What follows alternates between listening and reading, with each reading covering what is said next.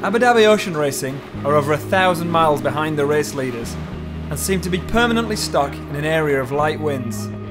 Yeah, well finally we're breaking free of this high pressure. We're just wriggling around the southern side of it, so we're enjoying the nice weather, but we'd rather have wind. And we know the wind's coming in a day or two, so it's all downwind, so we're just leech flaking the jibs so we can get the weight of the jibs further aft and build a bit of a wall to protect ourselves back here. So just getting the boat ready, checking it over. The wind should slowly build over the next day, and then we should be into pretty fresh breeze in about 2 days' time. Walker's team are using the downtime to prepare for the tougher conditions that are almost inevitable in this part of the world.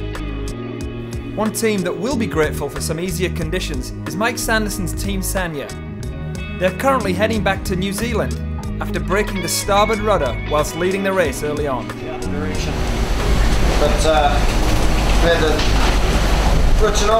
Further technical problems with the emergency steering means that the Chinese team will be happy to get to the safety of dry land sometime in the next 24 hours.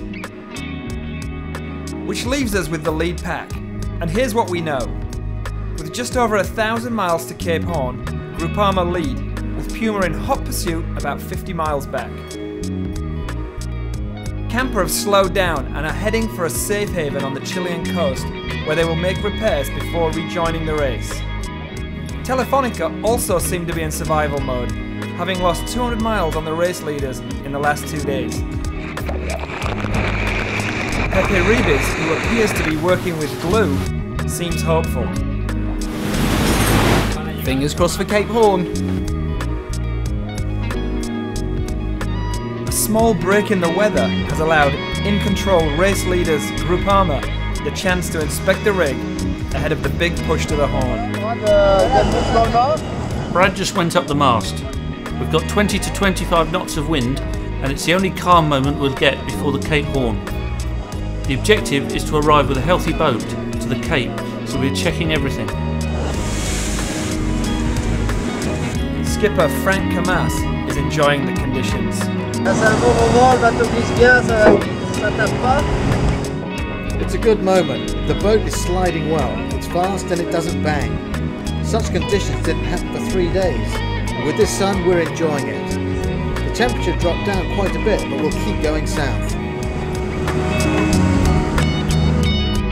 Aboard the temporarily broken camper, Spaniard Choni Bermudez is cooking up some tapas for an exhausted Rob Salthouse. My friend, washed off onto the deck this morning. I put olive oil with salt, a little bit. I think it's good. But not bad after a couple of days of hard yakka. While skipper Chris Nicholson explains the dilemma. The boat's in good order, and just kind of trying to look ahead. You know, these next days are going to be unfortunately quite boring, and just trying to make sure that, you know.